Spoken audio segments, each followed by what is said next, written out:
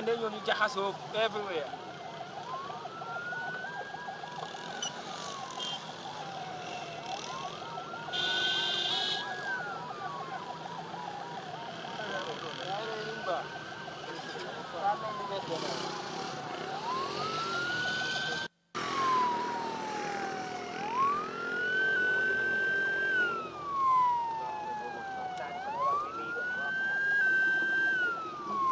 Sorry, alkali, pardon.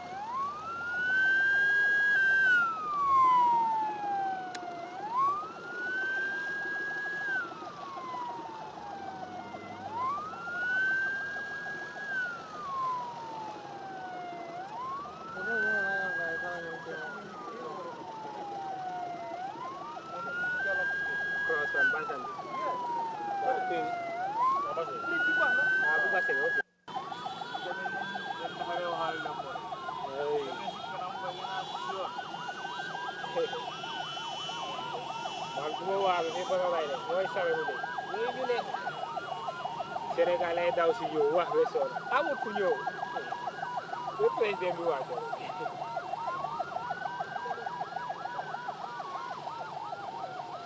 ala ñu wala ya taxaw blocage yi kenn du mëna def dara ñëppay ji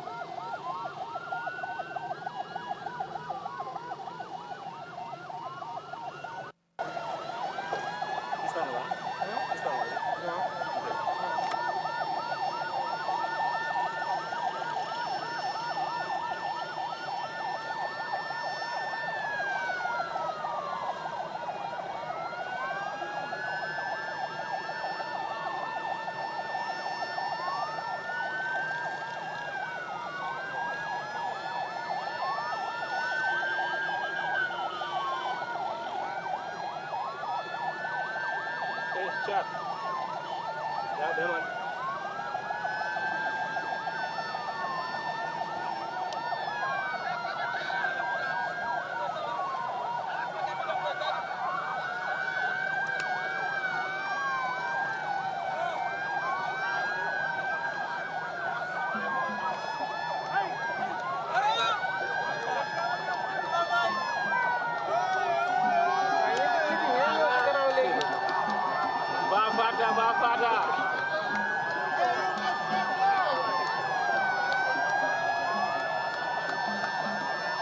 Bafada. Hey, Allah.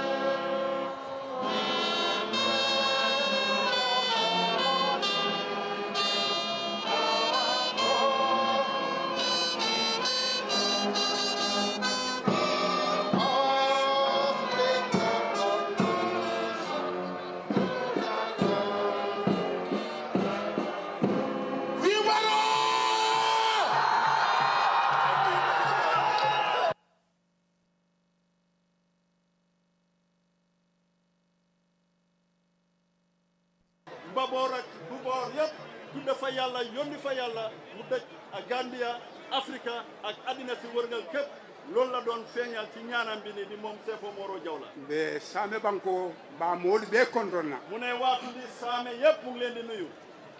ani Sandu ak waa Sandu ani Ñaani ak waa Ñaani ani Fuladu Fuladu be kontonna nuyu na ñëpp kadu alentelle be harje tili kiluna ayen be harje ha jara kiluna ayen be harje manta ben kiluna ngir ñun ñëpp tunda yim tunda nii ñun la yàlla boole wërsëg mbaaxaay bi taranga gi njekka gi ak liggéey bi ñun la ko yàlla boole ci jamono ji be sewarim bi baake chef bi ne am na mbégte torop amanke ñinata président Kolton la de mu ne caali tudde nekkul ne dafa fàtte nuyu président réew mi anala nañolu ak ñi mu àndal bari ni moye fen soto anamuna men soto namunaji soto waaye nit ki day ñaareel su amee loo xam ne ni bu leet mosu koo am ni mo kontante buka fono moli ya annan siti bari ni won bi mo dum doleti ngir nit day su kontaane wala am mbégte dooy mun a wax ne kaay leen eewma wala kaay leen takama waaye jotaay bii fii tey loolu la sambanaay alhamdulillahi rabbil alamin adama baro mu ne sant yàlla bu baax président Adama Barrow alhamdulillahi rabbil alamin adama baro mu ne santaat na yàlla président Adama Barrow alhamdulillahi rabbil alamin adama baro santaat na yàlla président Adama Barrow mu ñetti yoon alay te harje ñing harje wala yow la yàlla baaxal wërsëg wi sanji nani kono mu ne ñeneenti at ci biir ñeneenti at namunaji saba namuna jomo namuna menje mu ne bu leet lu mos a am wala lu mos a gis ñetti mbir asaba ñettam a sotota sanji nani kono am na fii ci Gambia ñeneenti atam silo sototale am nañ fi tali godorong yoon kabo yesew tàmbalee ko esew o ka fu baara ñëw be baara kadal Laminkoto mu em Laminkoto Same sate saba wolle ka siloje somanda mu ne ñetti dëkk ci Saame ñoom rek a daan gis yooni tali boobu jarume koto Jaarume Koto Kolikunda Kolikunda Laminkoto Laminkoto Same sate taw woro wula juróom ñaar fukki dëkk ñoo nekk ci tundi Saami sanji jama be at yu yàgga yépp nka silo kibarole moy dañooy dégg yooni tali rek namunaje mosuñ koo gis namuna moy mosuñ koo dégg bari kabo Laminkoto pasamas waaye commencé ko Laminkoto dem be wulli Passamas alayo kete Adama Barole jamano yoon boobu léegi ci jamono président Adama Barrow la am ñi manke ñinde kam o fali kun tentude nga jele abam fe fotati même fotani keta man kiliya ñim fotale akeda lii day nekkut yërmande gistal waaye lu am la luñ gis la luñ tegbot la te ñëpp a ci tegbot kalem bansang mu ne kaleen fii be Bansang fii kuranto wuri kilim fata ñim banko kam toolu ci junnee jarak dee nañ fii ci tunda bi pour que lopitano soto bansang ngir pour dawale jarak boobu mu dem faju ji ni lopitaan tata makati la soo jaaree yooni Makati e ko e fere yo man bete ñu ne la féeri di paan na ñin silo bukama yoon bi ñu nekk ni tali bi sanji tallulu mu ne juróom fukki at yoon bi jaga dina woon torop silambe sanji tallulu ne woro jamono léegi ko toll na ci juróom fukki at ak juróom benn ñin sanji nanole mu mu ne ci ñeenti at yii nga ñin namunaji fulan jang falan so mu ne ñaareel fu mos a am luñ mos a gis ñu am ko ci njiiti président bi bar ka finkintew fana ñaayelen di waaye itam ubbi boti sëlmaxa itam ubbi botam mu xool annabilaay Isa la kaake nun mu ne annabilaay Isa moo ko doon def bare biro tambita waaye bi kooku génn jógee foofu yara Adam Barrow fanan kaake ndeke yo président Adama Barrow itam dina koy def lampol mu ne lii lampa yi lampo courant bi lampa yi nka kibarole moyde dañ ko daan dégg rek nga to karam wol bulu fom fane lampo to no ñun itam ñu jànga ko ba xam turi lampa dégg ko jànga ko loolu lañ lampo factory o ni o naati ye yale ka lampo wolon waaye xam nga na su leen indilee foo xam ne ni mooy taal lampa di factory bi ni mu ko waxee kon di nga xam lampa Adam Barrow e wala fanan naati mu ne samen ko président Adama Barrow loolu la ñu indil ñun waa Saami te buka mo falu kun tentude man du may gërëm ni ci kaw mboosoo men ketan ka wala fo dëgg gi rek laay wax li ma gis li ni yen kan wa kan ala baraka soo ma ci soppee baax na ni man man kanu no aka baraka soo ma ci sopput fan ni laay ala wax ya lon doron akanya ko yàlla yëgee xam ko rek loolu doy na ma ñin keta la chef bi ne lii lu am la te lu am la men ko moro to fola woto be ñim banko le moom bulal chefo Moro Jawla du wax loolu kon réew mi di fi ka fola dinaa ko wax de aya kel def na ko adama nim bara président Barrow jërëjëf ini le man sakunda be yaag sa nguur gi yëpp jërëjëf kadu ni boday taño mambo ah sooy dem de yow nga raw te ki nga àndal rawut kon yow rëcculoo woto ini le man sakunda botalal nim bara ala baraka kon yaag sa nguur gi ñu ngi leen a sant di leen gërëm ci seen taxawaay ni wo bota je chef bi ne gannaaw loolu kontano mu ne mbégte bi mu am wo kammala ci kaw loolu ila ministal sa ministre si permanent secretary permanent secretaries ko directeur ba directeur si ani momo ni be place ole to ak képp ku nekk ci place ci nguur gi be konton chef bi ne mu ngi leen a nuyu be nim bara maa ngi laa jaaramal sako mu ne rawatina ntella kuran soto sababo aye men tara nani juwara mu ne ñun suñ aman courant fii sabab bi kin fekk mu jiite bunti liggéeykaay courant boobu di naani juwara nani yare nin adama baro jamano bental saka ni moro jawla dum mu ne naani yow sa jamono yi lay ànd na ak président Adama Barrow rawatina moom chef Moro Jawla nag ko tali nga ñomuta kon nañ leen ñu jàppante ala ko yàlla mu ne ijjikum ijtima ikum wo jullukum istilakikum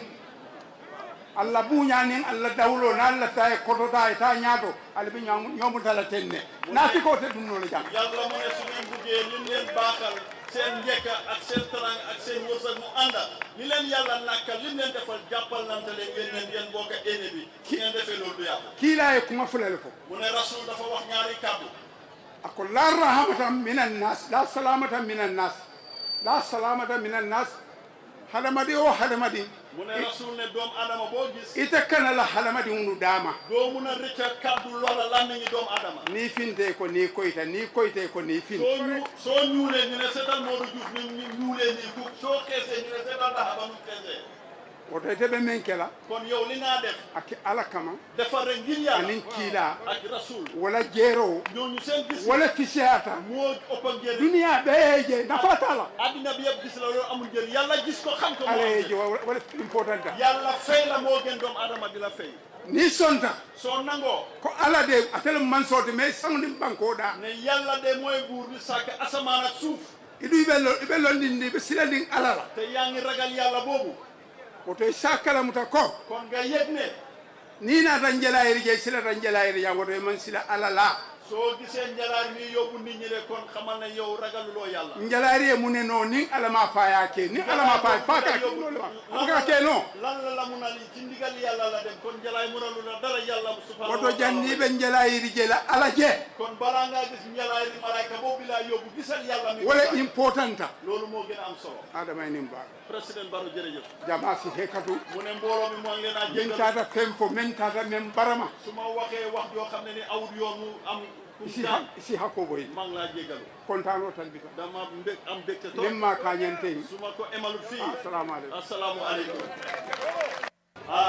chief i ko kumoo ñi ñaata jërëjëf I now call on the governor of the region sayi ngana tundo ñi na governor commande ñi o governor bi nekk ci tunda bi fii Honorable Aba Sanyang moom mooy governor Serif Aba Sanyang with his welcome remarks. ay naa la kuma kangol banque Ali Bulo Basi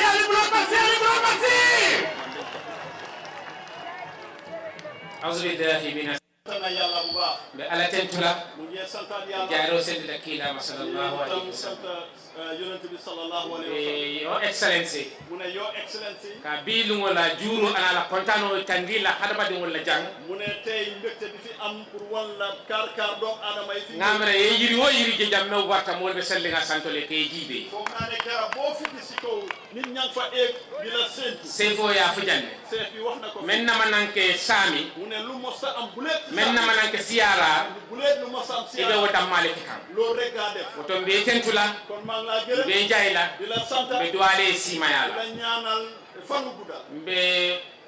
Madame Sadio Balo Baro. maa ngi nuyu sa soxna madame Sadio Balo Baro. Ba konton namba fanan tentula. maa ngi ko nuyu di ko sant. Ministre lu men bebi jam be konton namba. honorable ministre si fi nekk yëpp maa ngi. Secretary General Secretary Cabinet be konton. Secretary General Head of the Civil Service. Minister for Energy and mo kutawol be konton. Secretary Cabinet ak Minister. The permanent secretary ni mebe do ko la kabir mutuma ba konton namba tentula be jayila. Permanent secretary si nekkoon ci liggéey bi di liggéey guddeeg bëccëg. Managing director nawet ba konton namba tentula ba jayila. borom kër yi nawet naa ni juwara maa ngi sant di la gërëm. Na coordinators men be bijan NPP coordinators be tentula be jayila for mobilization. NPP coordinator si taxaw dajale mbooloo mi yëpp maa ngi leen di gërëm. Funding tolu men be bijan be konton namba tentula be jayila. ndaw ñi génn si fii yëpp gouvernement mu musolu sefolu alkalolu be konton namba tentula. jigéen ñi góor mag ak ndaw chef alkali ak Na deputy technical advisory committee members will be konton namba. technical advisory committee bi nekk CRR maa ngi leen di nuyu. Nsiño governor ba fana konton na URR.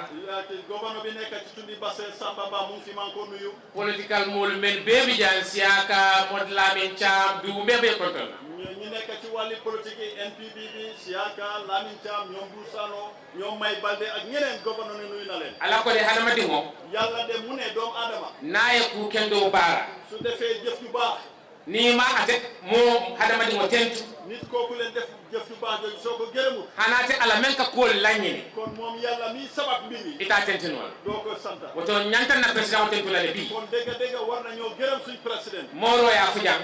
chef bi wax na ko fii CRR wala Gambia banko be mu ne CRR wala Gambia yëpp dula fula wolbe nun Gambia e koma ñaari place ñoo nekkoon ca gannaaw ci Gambia saminin CRR jannos saami CRR nopp fii alin kiyam ak Kiyang bare bi waaye tey jii kiya ye courant soto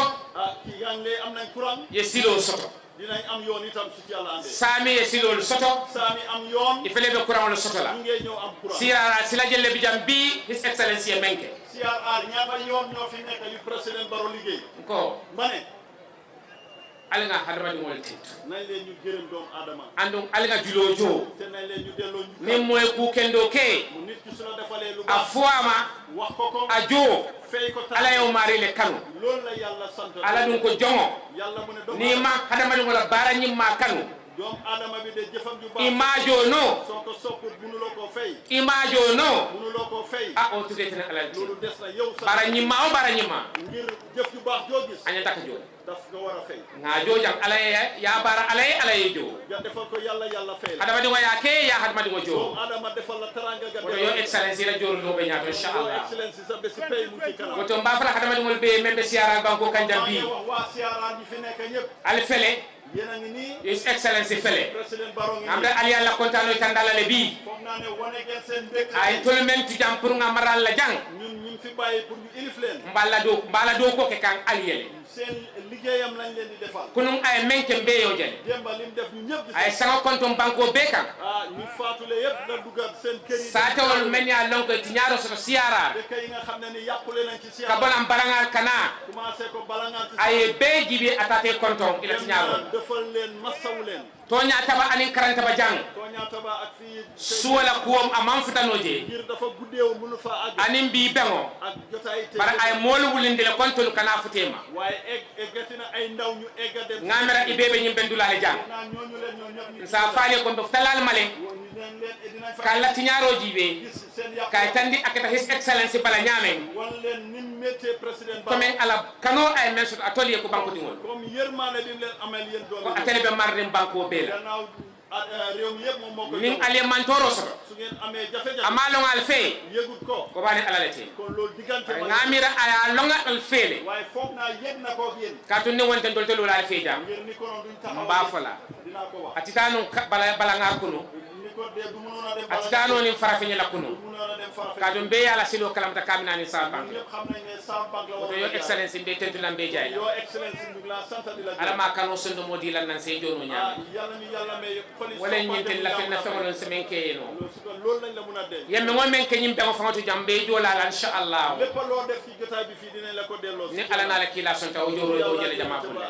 kay tandi la ko siaran kontanta dina wone CRR kontaan na andu be men ngo men ke jambuta kala male lépp loo fi def yëg nañ musolu jigéen yi fondin cewol wo ndaw ñi alfaalu wo kilifa yi be bota kalamale ñun ñëpp yëg nañ to inshallah kon inshallah jollu ngo kananan bési balu de tentula balu jayila no mo filtane ya ina tani be to jange tentu ngi jay ma fala ya assalamu alaykum wa rahmatullahi wa barakatuh assalamu alaykum wa rahmatullahi Same bu ne niñ ko yëgee dañ ñëw pour tekkee bu njëkk pour liggéey ak courant pour Sandu ak Same naata janne courant doo ko min ñata wala the one leading that project implementation. The one leading that project implementation is Nawek. And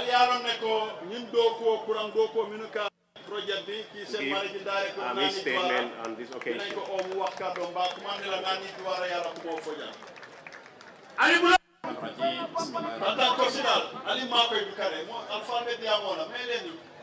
Your Excellency, the President,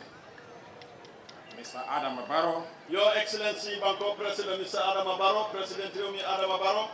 The Honorable Secretary General and Head of Civil Service. Honorable Cabinet Ministers here present. Secretary General, Head of Civil Service. Honorable National Assembly members here present. Minister Sifineka, Deputy Minister Minube Maberinjang. Our host, the Governor CRR and other governors here present. Njati ma Governor CRR, Sunjati the Governor CRR and Yenen Nifineka. The Chairman,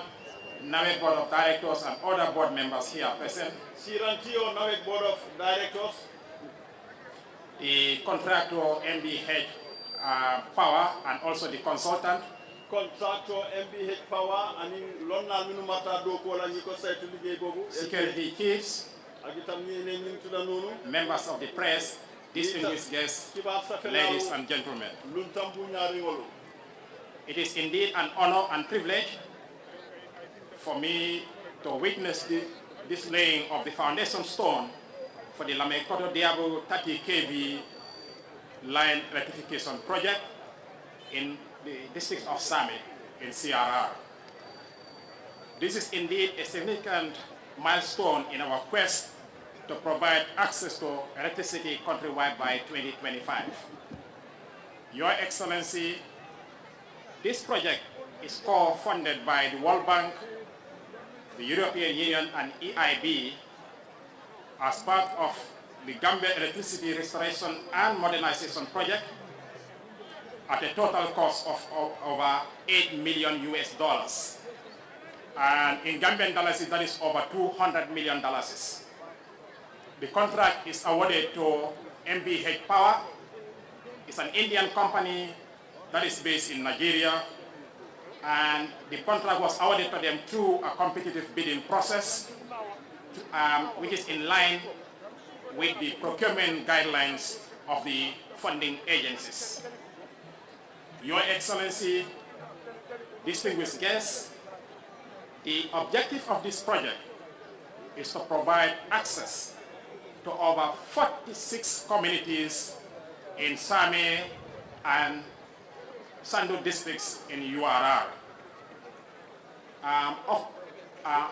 Among the 46 communities to be covered, we have 40 communities in Same and 6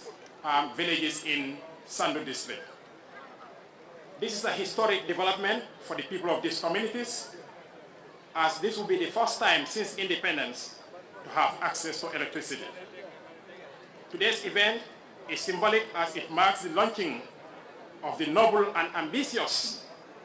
Energy for All by 2025 agenda set by the government of the Gambia under the dynamic leadership of His Excellency President Adam Barrow. Distinguished ladies and gentlemen, in addition to the 46 communities to be covered in Same and Sandu, NAWEC, the government of the Gambia, in collaboration with our development partners, will provide access to 92 communities in the West Coast region, 185 communities in the North Bank region, 64 communities in the Lower River region, 139 communities in CRR, and 149 communities in URR before the end of 2023, inshallah. Cumulatively, if we add all the villages or communities I have just named, the total number of communities to be covered from now against end 2023 is about 685 communities. This is going to be a great achievement for this country. I am happy to report that already we have signed the contract for the electrification of our 298 communities just last month, that is in June. And inshallah, the project will commence before the end of this year, God willing. We have already paid the mobilization fee to the contractor and will push to make sure the project starts without delay. Your Excellency, these electrification projects are a game changer in transforming our economies and improving the lives and livelihoods of our people. Every Gambian deserves the right to have access to electricity, and we are grateful to the government for taking this giant step in providing access to our people within a very short period of time. Your Excellency, let me take this opportunity to renew the commitment of NAWEC management, the staff, in ensuring that there is reliable,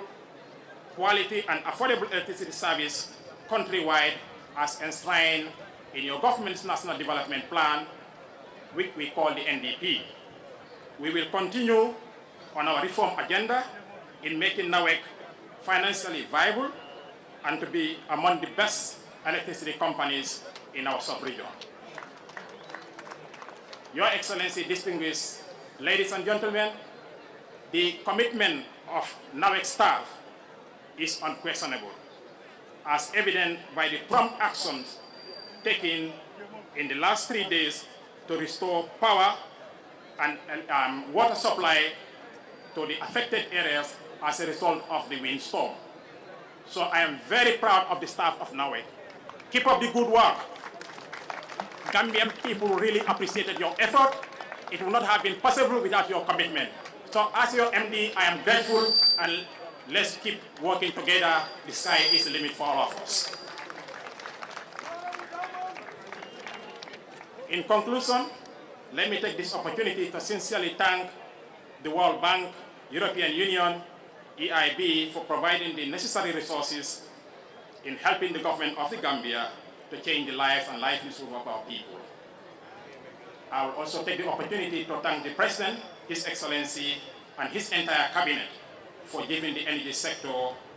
the attention it deserves. Let me also take this opportunity to thank the Honorable Minister of Finance, Honorable Mambre, and his staff for giving the opportunity to the energy sector and mobilizing the necessary resources that are required to be able to improve our service delivery to our people. Honorable Minister, thank you and your team. Our Honorable Minister, Fafa Sanyang, an exceptional leader for that matter, we are grateful. Our Permanent Secretary, Lamin Kamara, and his team at the Ministry of Energy, you are wonderful people, and the support is enormous, and we are grateful.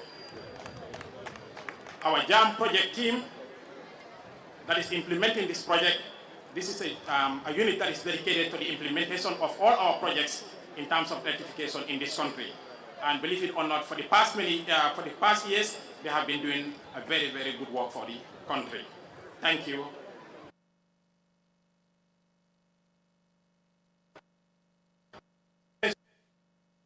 Who is also a native of this place, and he was our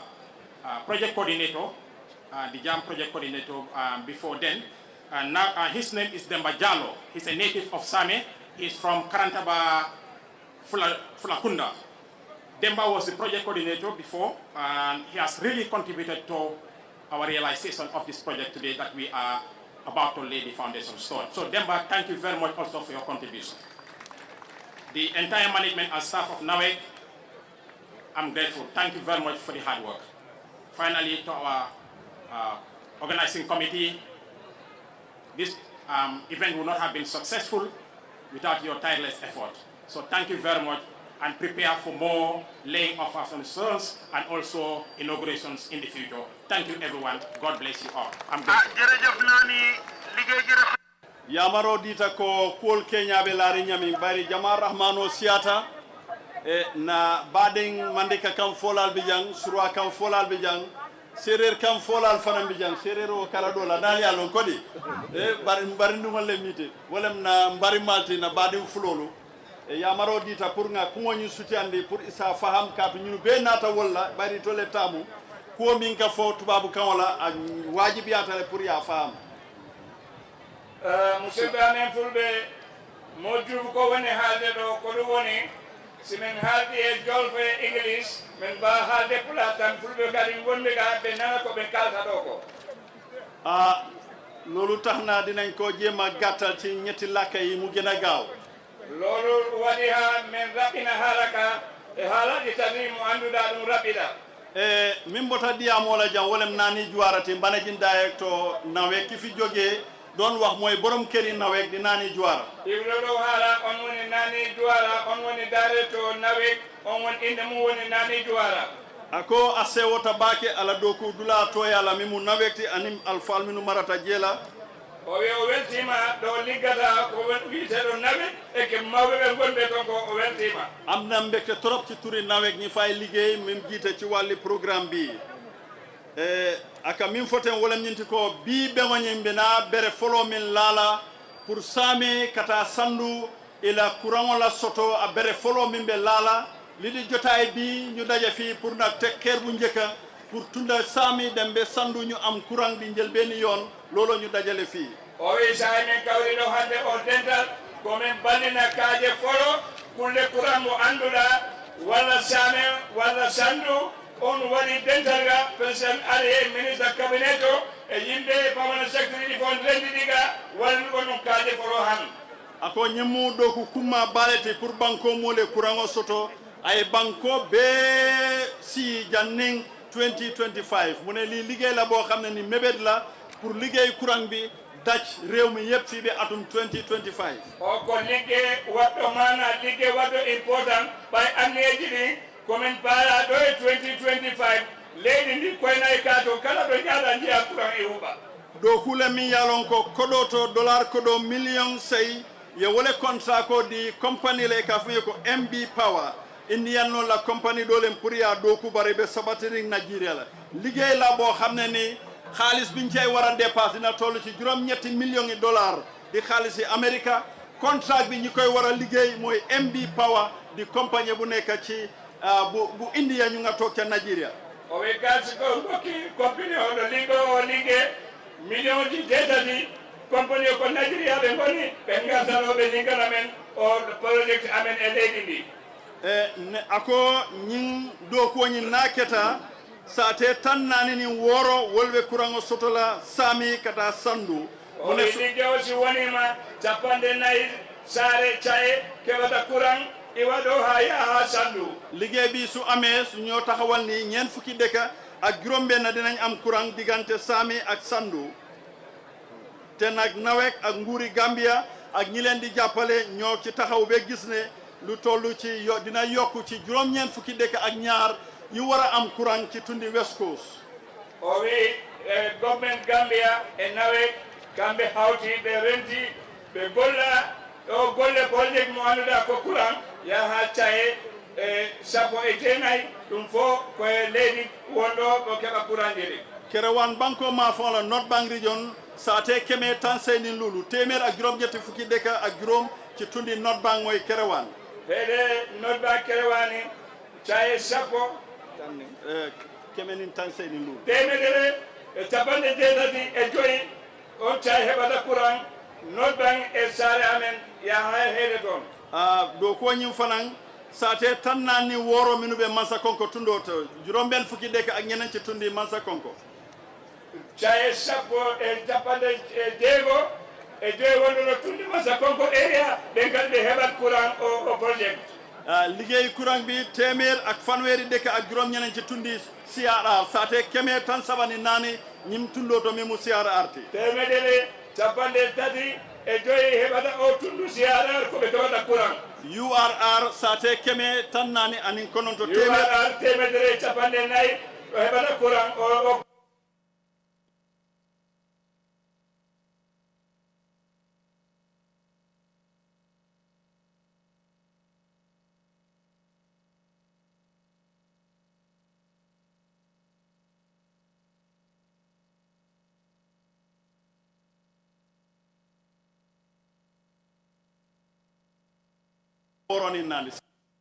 capande jeego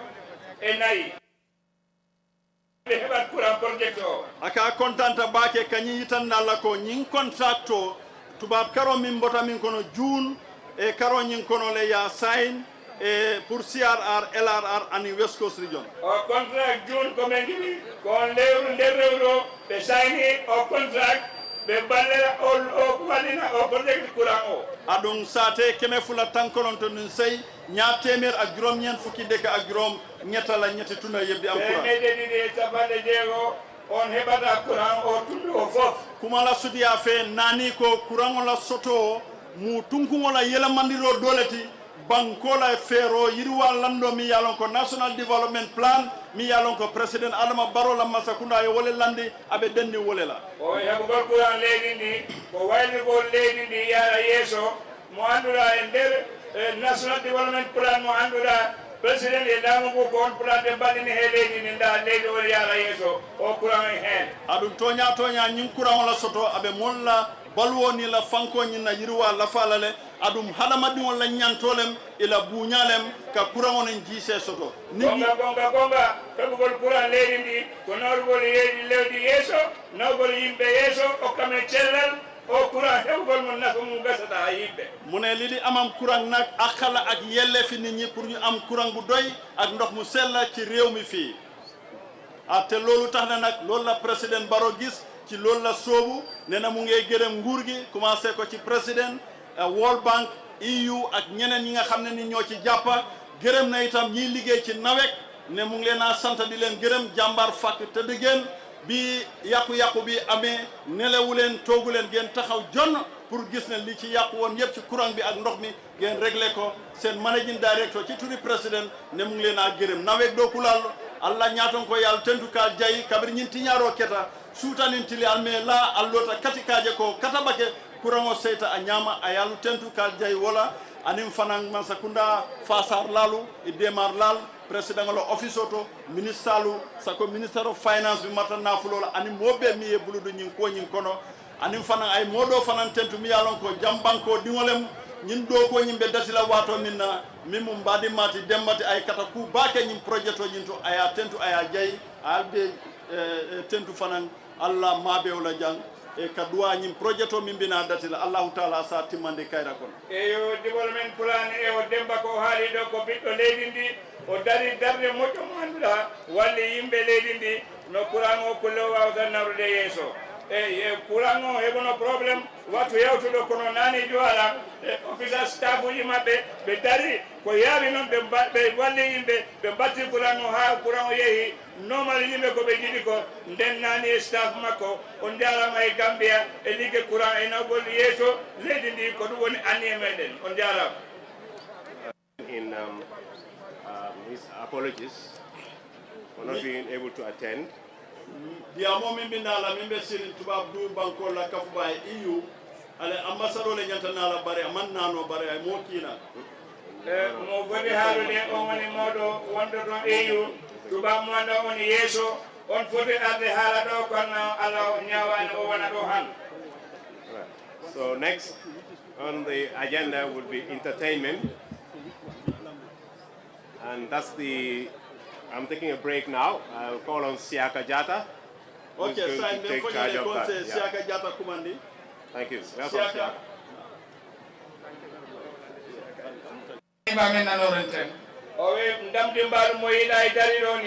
Chairman Kundaur Area Council, Honorable Sekou Jawara. Chairman Kundaur Area Council, Sekou Jawara. Honorable Wafanamu MPP Chairman. On MPP Chairman. Because I registered winter party I registered again. Party ko wini ko don wadi register. Thank you, Honorable Alaji Jawara, because Italy has sabu atutan no den no mitala vacant we go for O ya jara ma si golle ma private bill ke National Assembly. Giram banda golle ma National Assembly. Wala na ku ken no na fawat. Ko do wad wol moje no dina fa. Seku isina ila sajo present. O we seku ila wa fawa Hello ya SIC ya kam protocol officer na sajo mao.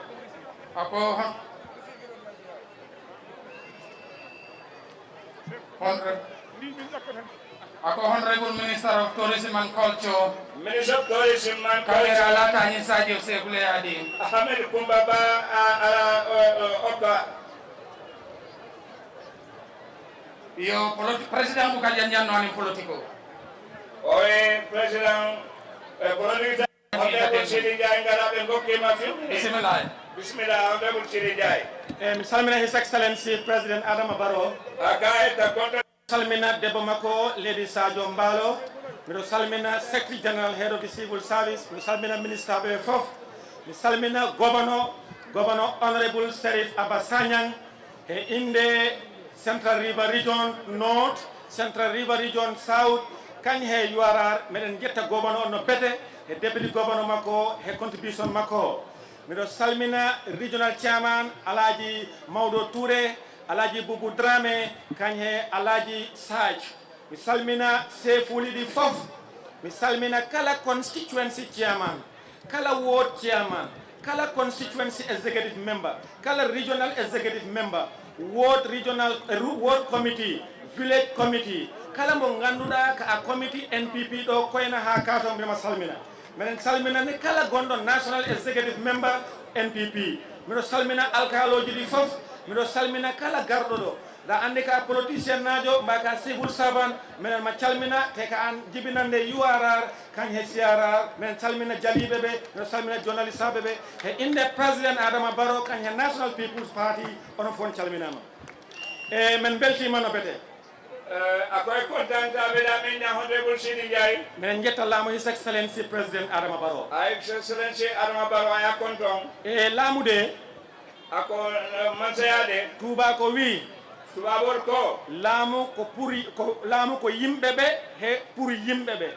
mansaya molumu ani molu yimbebe mbadi lamu molle mansaya ke lami do même mansayata o anda ko yimbebe mbadi mbo lamdo asalo molle ake mansati namoji he lempoji di yimbe be jobatali namol nin lempol men gajo o ƴettadi o waddadi he yimbe he asita e murundi namol kan yake His Excellency President Adama Barrow. His Excellency Adama Barrow bila o jodi he hikka bila sida ni nyinantema ha hikka ko nyinam Gambian nabe nji ko be meeda yi Gambian ko ye jero ke nene mammenje he wallu laabi an silo law fannala na wodi wonbe Central River kanye Upper River Region molbe Central River and Upper River Region bila aduna o dida Brim Gambia lo ta jang be meeda Italy inene manni tali sifa bila aduna o dida bri aduna dunia lo ta be meeda yi kura inene manni nyon tali sifa hande bi he laamu President Adama Barrow President Barrow la masaya ko to ko angale wita ko ring road ako angalo ga me ring road na wayno ko baddo laabi di fegere he tundu makati lu he tundu Upper River Region du dawo dañi makani tundu asila kendo le ka be to men be mu high class road President Adama Barrow wi Adama Barrow ko pour yetta saare nde leydi ndi fof maɗande e city state ka sado be gafnoma ka ge be zade nyumati o wi a okatɓe laabi aga folo silo o lela gokkaɓe courant e courant dila o gokkaɓe ndiyam e dio dila so ɗum waɗi tan no geta dron yimɓeɓe he koɗe maɓɓe ɓe keɓat ɓamtare mol fon ni kumul salon ko ñaadota sotole se so ɗum waɗi tan no geta dron basal riwete he nder leydi he ibaje na kokkori yoni fenta ya yo bayla yo banko ka te ko ɗum Président Adama Barrow woni he wadde ɗum taki Gambian naɓe hina mo jiɗite ɓe gotanan mo balɗe nayyi December 2021 President Adama Barrow la fita wolela abu Gambian ko de tanto fayla ele 2021 I will hande sa yi garɗen ɗo mi aje na jambi he tourné makko jawtuɗo ɗo ala tourné men tambi la jam kañ he rowani ani seru o wi Gambian naɓe si Allah jaɓi ako Gambian ko ni ala sonta ɗo he duuɓi joyi janni sanji lulu kala ɗo Gambian najo wawi won he nder Gambia Gambian ko be dawda Gambia kono woni ko ce'el joola mba ko ce'el séréer fol sade fulol lembam ko serel lo mba ko saare mawde ko sade baale mba ko siti ako saden de o wi Gambia naɓe fof o kaɓe courant bar Gambia be courant sotolale be dara Laminkoto ko ɗum woni ɓamtare wala mo nyaato taati banko kan ko ɗum woni jering laamu wala mo masakunda la nafaati muli o wi o digi si Allah jaɓi akon ne ala sonda wol be kelale hande bi fayande nde men kono bi fayande nde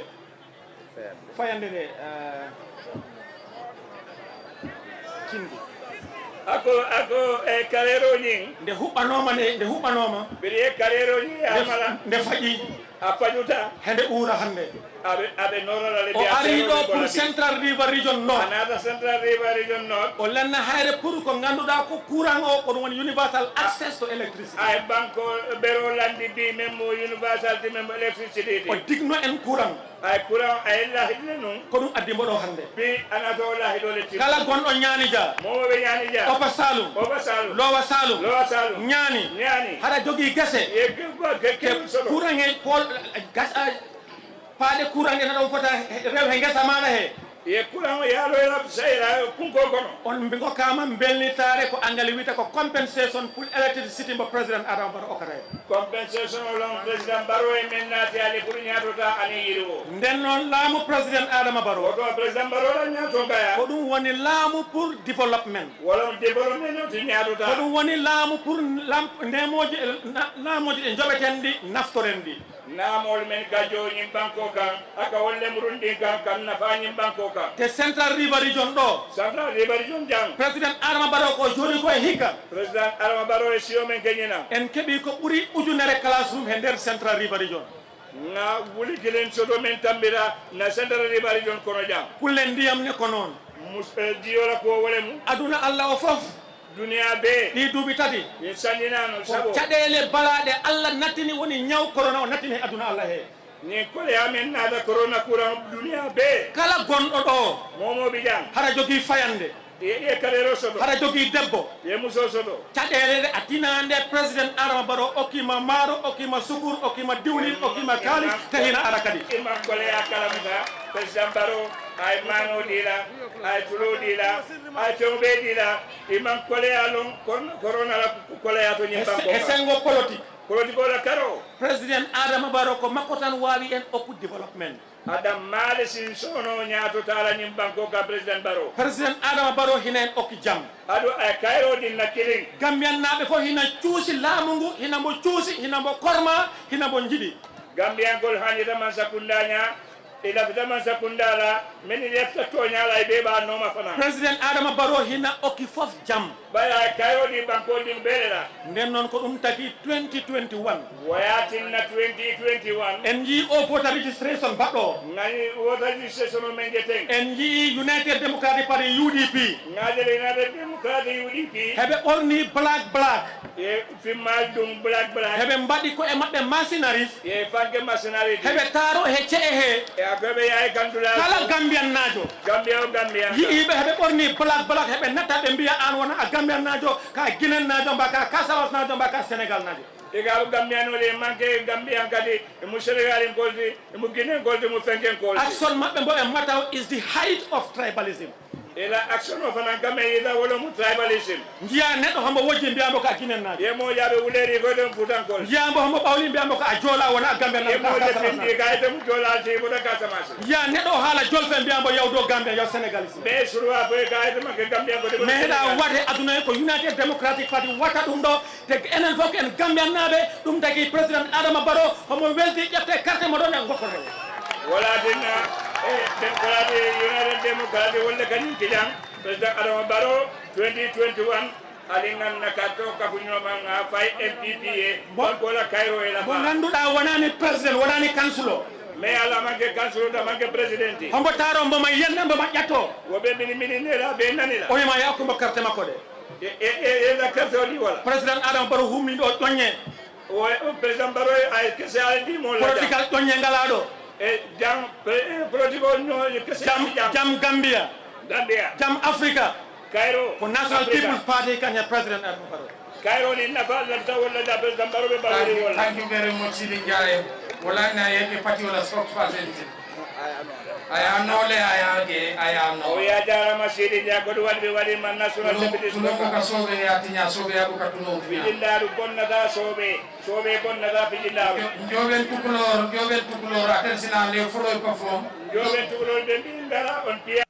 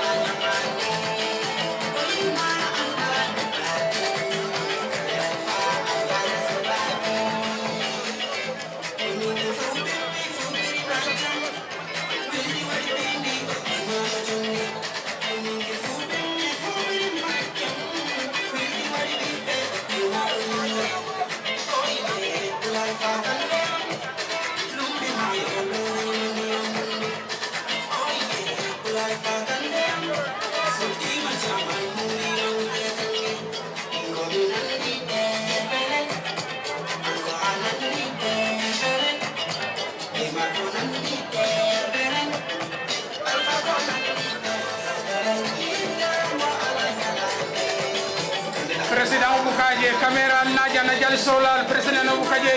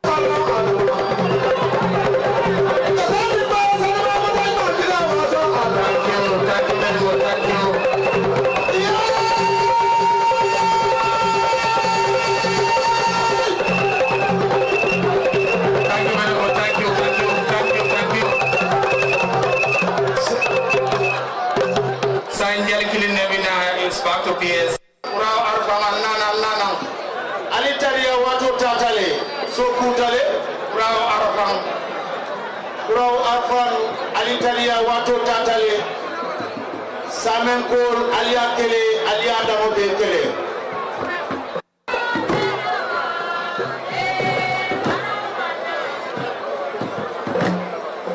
Aku sayang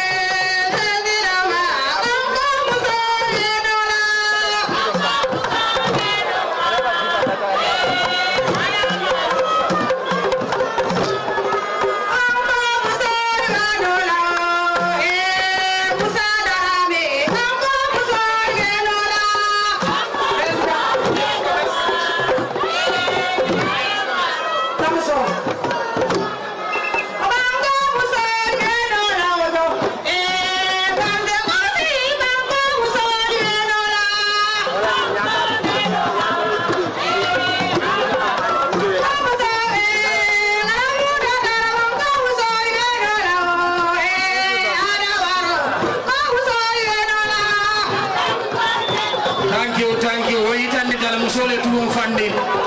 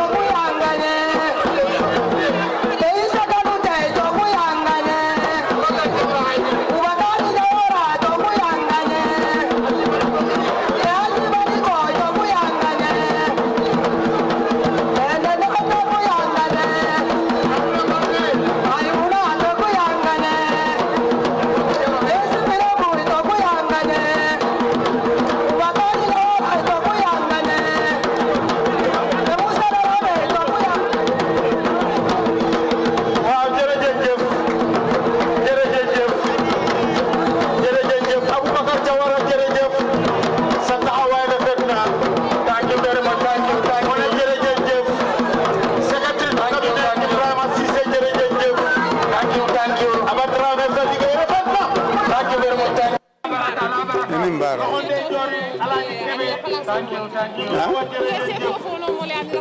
Ya. Alfana nimbara bake. GRTS. Al nimbara al yakada. Ale bata menta kana fojang.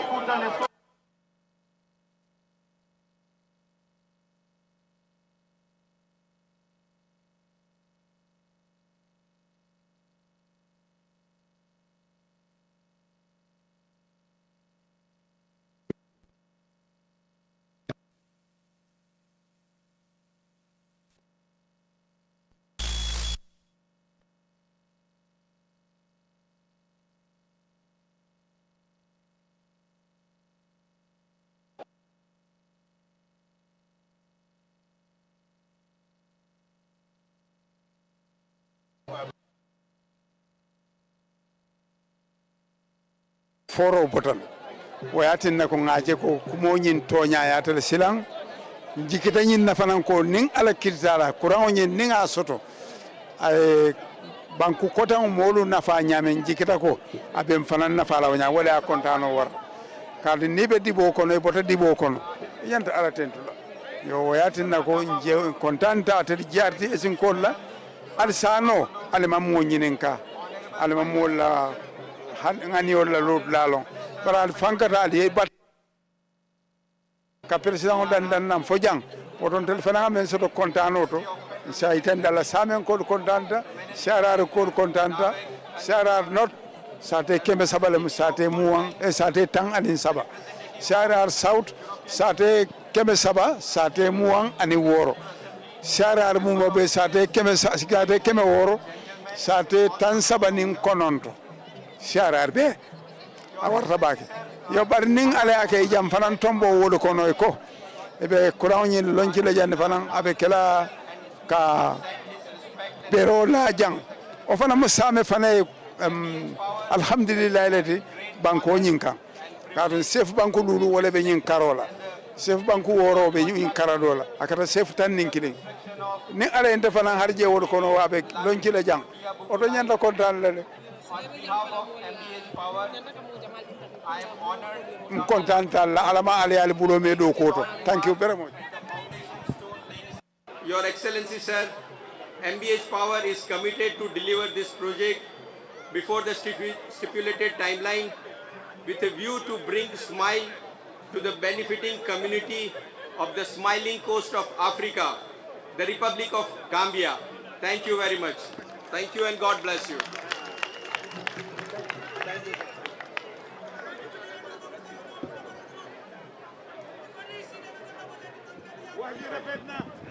Thank you, Rajit, representative of the contractor MBH Power. Our next speaker would be the consultant for the project. You're welcome.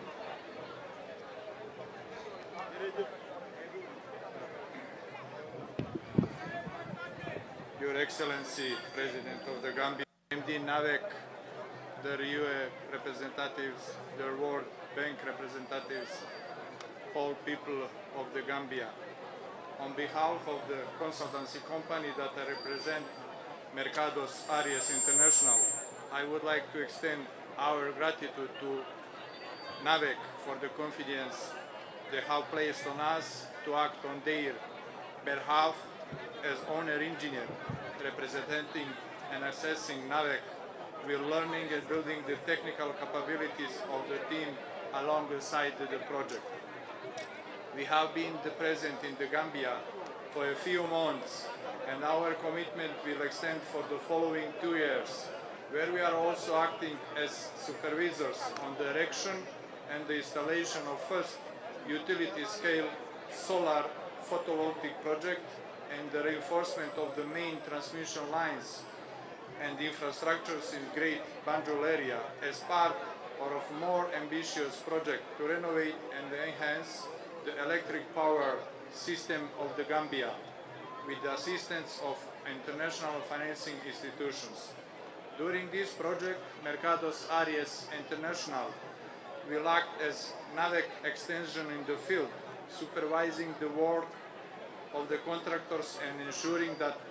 works are done with adherence to international standards, always preserving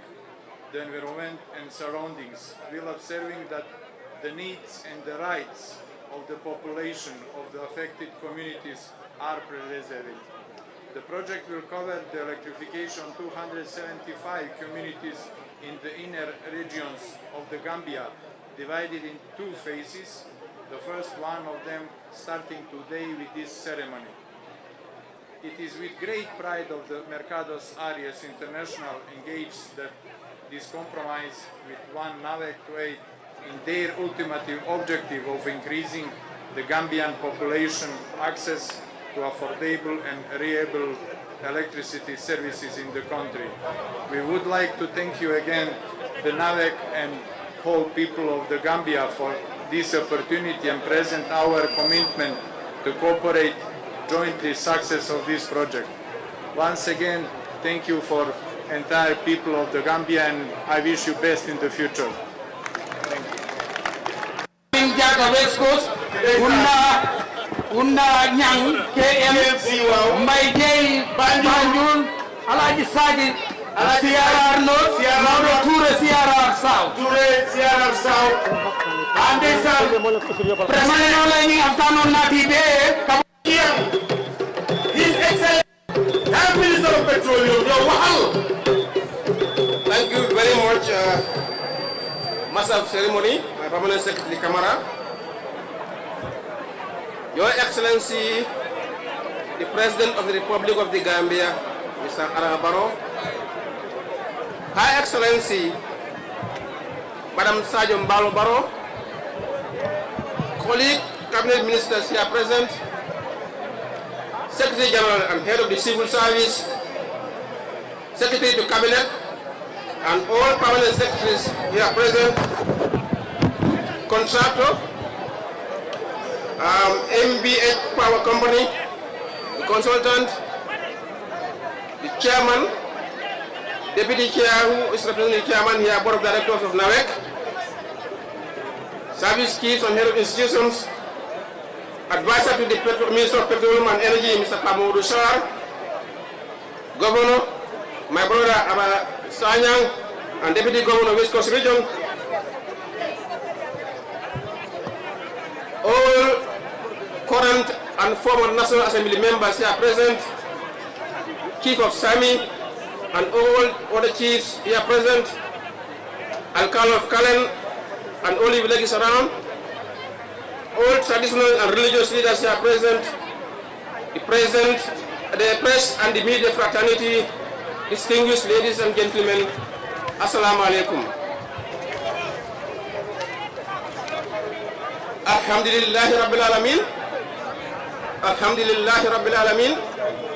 Alhamdulillahi Rabbil Alamin. Your Excellency, it is with great honor and delight that I am here with you today to witness yet another historic occasion for the laying of a foundation stone for the construction of 30 kV line from Laminkoto to Diabugu-Batapa. This is less than a year following our campaign, Operation Lampomala, on the 28th November 2020 in Kiankuinala. With the view of providing universal access to electricity by 2025 to all villages, towns and regions of this country. The Laminkoto Diabugu-Batapa 30 kV line, jointly funded by the World Bank, European Union and the European Investment Bank, is the first phase of the Gambia Electricity Restoration and Modernization Project called JAM, Medium Voltage Backbone Networks, that is geared towards making sure that the medium voltage covers all the parts of the country. It will electrify 46 villages between the two communities, that is from Laminkoto to Diabugu, in the Sami and Sandu districts, respectively. At this juncture, Your Excellency, it is worthy to return all praises to Allah subhanahu wa ta'ala for not only enabling us to witness today's historic occasion, that is the electrification of 46 villages out of the 685 villages to be covered across the country. Your Excellency, for over 56 years of Navi nationhood, this is the first phase and the beginning of the promise you have given to the people of this country during your last Meet People's Tour, that you're going to electrify 685 communities, and it is starting here today in Sami.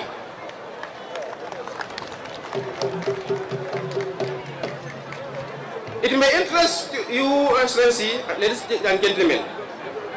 to know that surveys are completed for other areas in NRR, NBR and CRR, and the tender has already been launched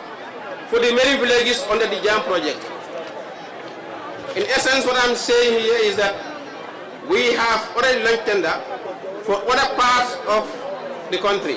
So it is beginning here today, and work is going to continue and continue until we get universal access. Your Excellency, distinguished ladies and gentlemen, the energy roadmap approved by the Cabinet in 2017 has a vision to modernize the energy sector for a new Gambia and move towards 24/7 access to all Gambians. It identifies short and medium-term investments needed to modernize the energy system, and the priorities are to restore generation gap in the GBA, that's the Greater Banjul area, as quickly as possible, close the generation gap and investments in transmission and distribution. Also, it has the goal to scale up generation of 300 megawatts of available capacity by 2025, which includes capacity through interconnection with West African Power Pool, WAP, regional grid. This is all geared towards our transition towards universal access for all residents of the country. Therefore, it is in this direction that the energy sector, in collaboration with its development partners, commits themselves to promote least cost generation, transmission and distribution of electricity, set standards for electricity services, and determine appropriate tariffs. The ultimate objective is to enable a transition to a private sector participation in electricity production market through independent power producers. Your Excellency, distinguished ladies and gentlemen,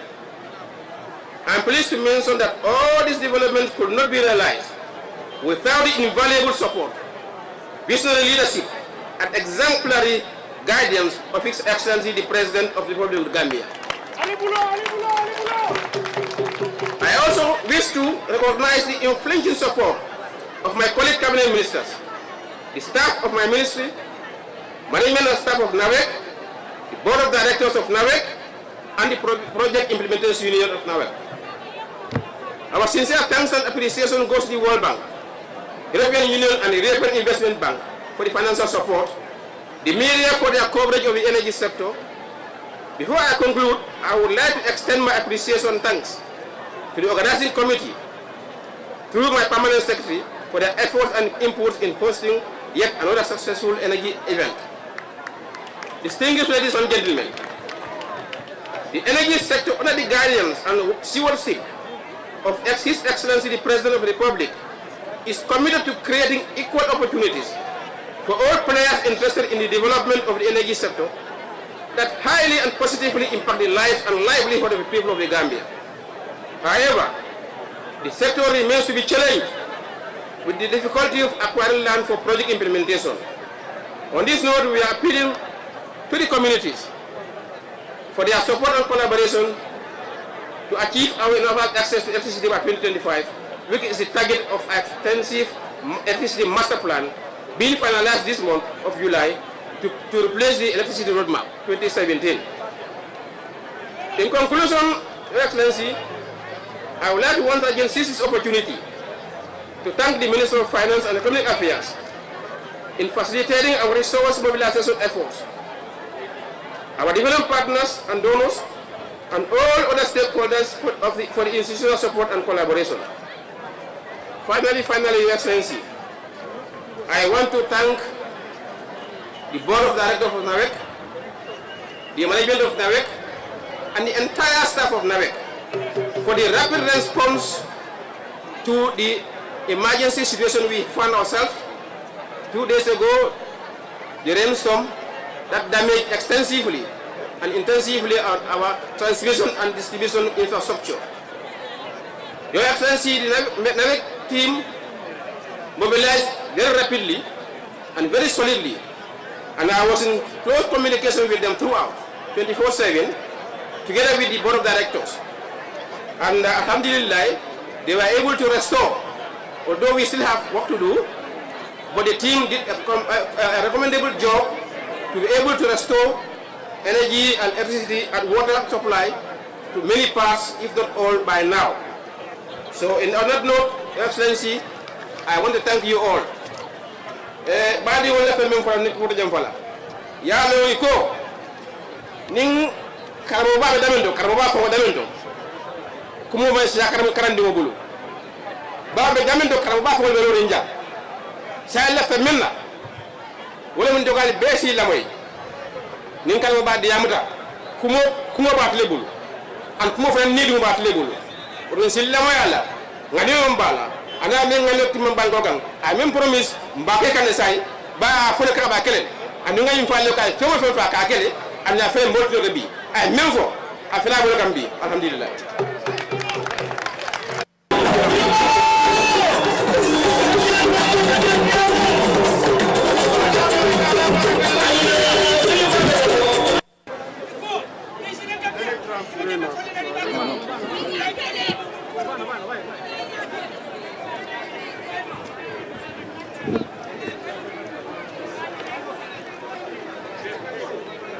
Dancer, right? You get on begin.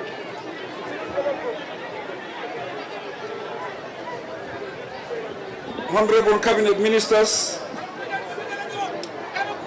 Honorable National Assembly members, senior government officials, service chiefs, governors, local government authorities, honorable religious leaders, distinguished ladies and gentlemen, members of the media, allow me to express my sincere gratitude to the people of Sami and by extension the entire Central River and Upper River regions for the warm welcome accorded to me and my delegation. It is also an honor to have so many dignitaries in attendance. I thank you for your presence. Distinguished guests, ladies and gentlemen, access to energy is without doubt of a critical importance to our country. For without electricity, there can be no real development. Without energy, there can be no modern industry. And processing of agricultural and raw materials would be hampered. In short, there would be no modern economy without energy. It is sad and a great social injustice that most part of our country have been without electricity since independence.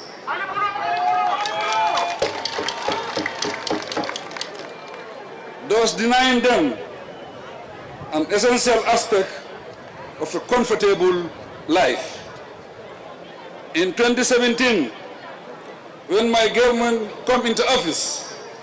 most part of the country were experiencing erratic and unreliable power supply. By 2018, however, we managed to stabilize the situation.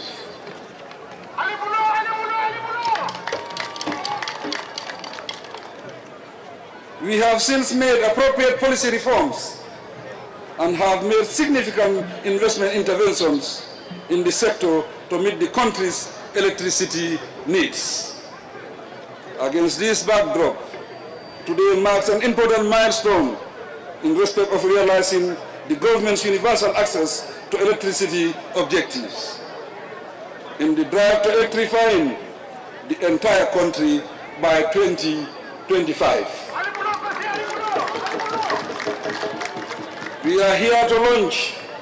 a new phase of extending the national electricity grid to another area in rural Gambia. This Laminkoto Diabugu link is part of the Gambia electricity restoration and modernization project, medium voltage backbone networks. The goal of this component is to enable medium voltage coverage within this area. The contract is the first phase of an ambitious project to electrify 46 villages from Laminkoto Diabugu in the Same and Sandu districts at a cost of over $8 million United States dollars. Honorable guests, ladies and gentlemen, in September 2011, the UN launched the Sustainable Energy for All initiative.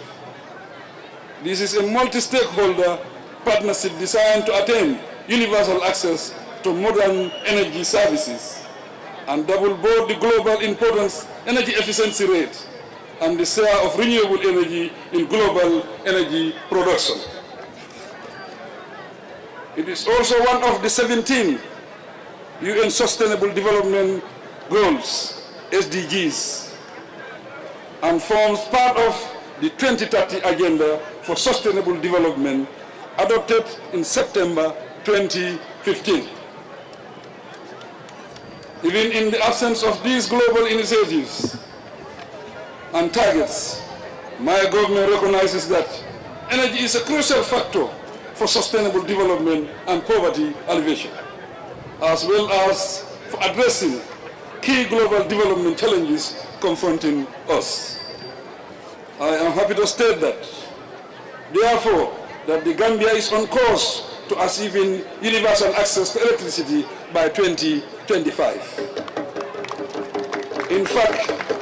we will do so 5 years earlier than the international target. This will be a huge achievement,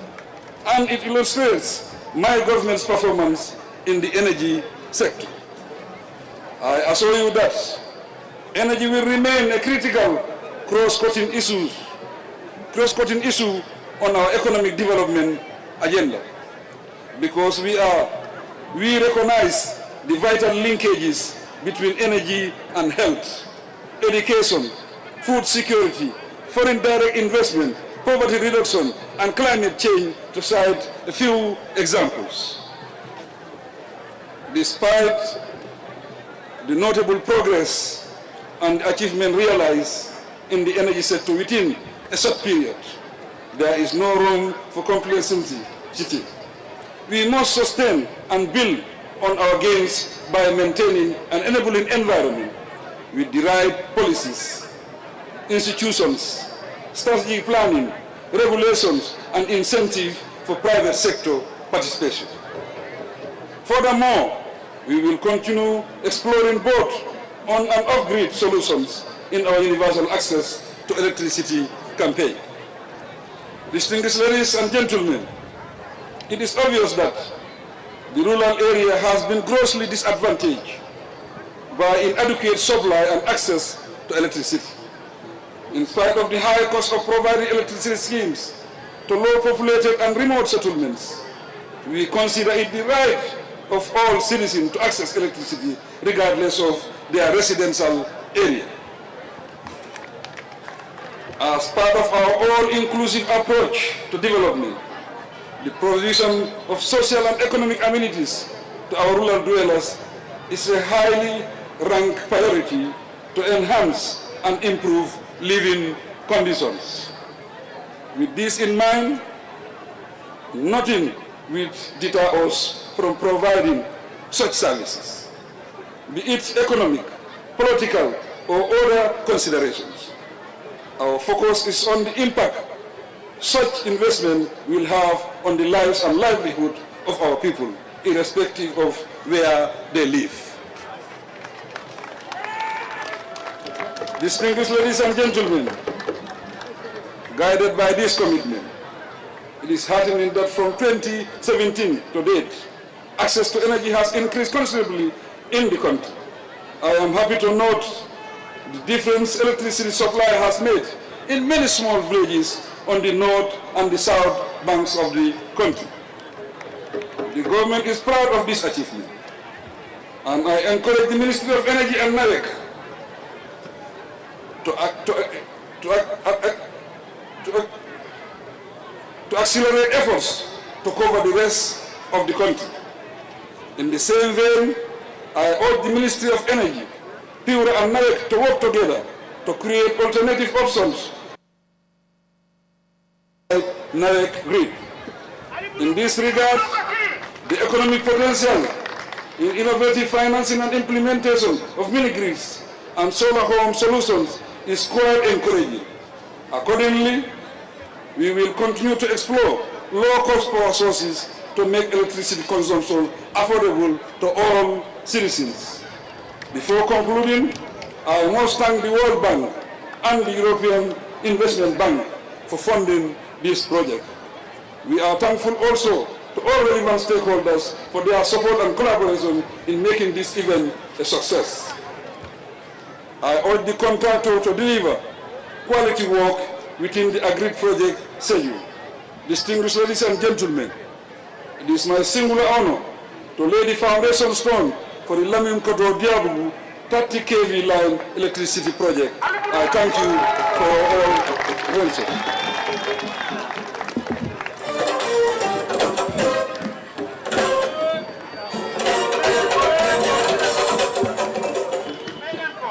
Alhamdulillahi Rabbil Alamin, Alhamdulillahi Rabbil Alamin, Alhamdulillahi Rabbil Alamin. Akedanye kontaan ku baati ko denke ka muruna sale banko kan jang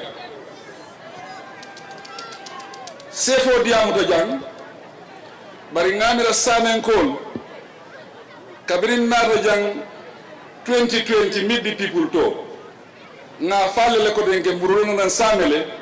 kana ka kulli do kije ngame samen kol nyanta duwala le wati wati president kana jang ni na do wati ni sila fando le kana samen kol nga nawo na men ki jang nga sila fando nga wala na de samen kol ye ay silo fole la ko ro pasamas anata samen kol ye kelen rot la silo na ta samen kol ye bi fele mbe courant onati kam samen kol ye ani sandun kol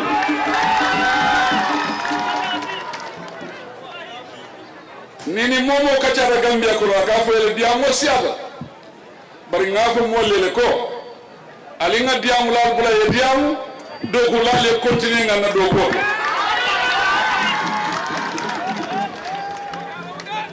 do ko wala kumaya do ko wala Gambia sambara nyaado do ko wala ba la balo sonen do ko wala foire ya bayla nyin banko kan ko diamu la le diamu de na ko jowa do ko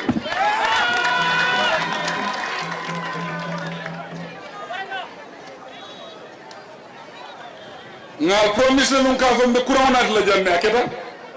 courant minalia andun safa samen ko le ko don ko hani sa mirol be kerine nga lonne same sanji tan lulu fe manke same ko no birol be kerine hani sa ka kudol nati same ko denke mtio fa fana wodon safa no banko le ani yuardin kol safa le kon dandale wari kabinga molla funti nyaaje dron wen hanindi le ay na jiko fana warandi ka nyitande ko samen kol ni siaran kol ni waran kol i parle ko president boronga pour ka nyim banko doku ando be men folale wala nyinti ko benna masakunda wala le kerin sai bari ni MPP masakunda na do jang do ko men ke sa yo mu finin ko lati du no man na folo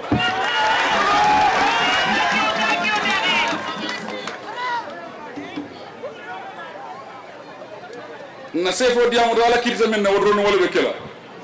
anum de jiki nañi nako ala len tombon kandi gambian kol la woto gambian kol ndeñi lahi do talale nde do ko kelale do ko me alon ko ni wulta president yala sanji kene nyaato yada ko mo be foka nyim banko kanja ngamo ken do sorole nganna minister sorole me ala be bambandin koma nga politicien sorole me ala be bambandin koma andi nga gambian ka fonni ke sorole me ala ko be bambandin koma nga musu jagol France sorole me ala be bambandin koma dikani banko de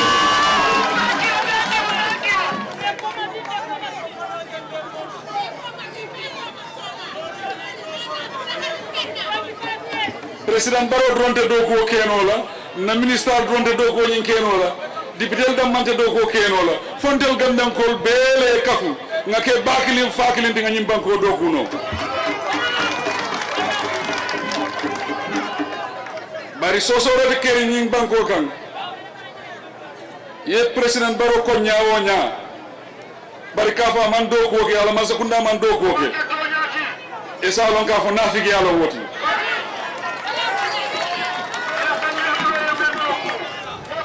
ego isa fo non nene man jatoje bari ka fo ko nene man jato to moy o mu wuli ala ti ani hasibiya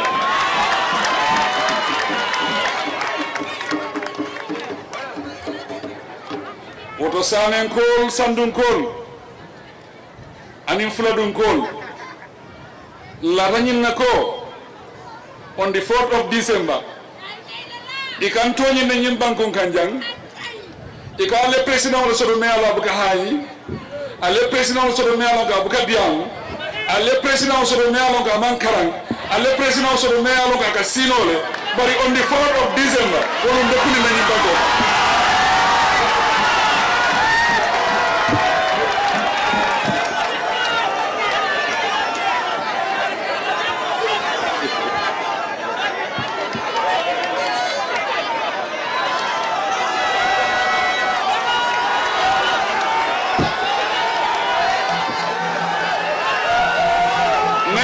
ngagnin kumol moyle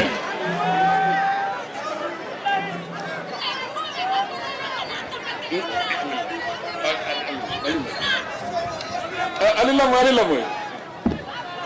ngagnin kumol be moyle bari nyin kumol be munafiki ya kumol le yalla ko fisiri walle amune akende akeda kuje woti yemen long yemen je ka bala wala ken ni ka fisir wallo bari man ni ka moy lal ko fisir wallo bu ke daha fona sinoda wala fata fona weda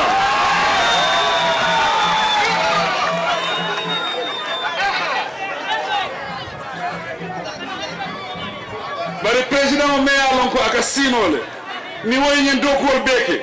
ay Laminkoto Passamas doku ay Basse Fadoro doku ay Birijo doku ay Kuramo doku ay Kelen Road doku ni wo kuninta lumme albe bor lañu banko kan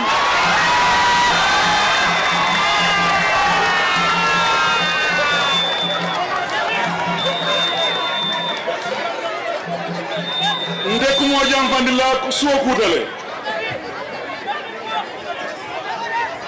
bari 2016 mbelola lumen kake candidat roti mel ka fo di man hani wol bebe lari la ramale ko dum wotu non ko hani kunti